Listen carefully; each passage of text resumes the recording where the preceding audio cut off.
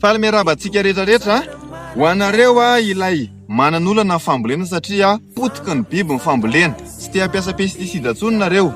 Ho anareo te hitady vokatra tsara amin'ny fambolena, te hianatra ranonjesika biolojika, aza dino ny fotoanantsika any Analavory amin'ny 3 août amin'ny 7 ora maraina ao amin'ny CEG Analavory mandritra ny festival de l'écologie, fa misy formation fanamboarana ranonjesika biolojika na BFL biofertilisant liquide izay ampanoviko. Maimaimpoana ny fandraisana anjara mandritra ny formation, tsy misy vola takina aminao, misy fiche teknika hozarainay aminao. Ho anareo rehetrarehetra aty amin'ny faritra Itasy, ho anareo any amin'ny faritra hafa tongava mianatra.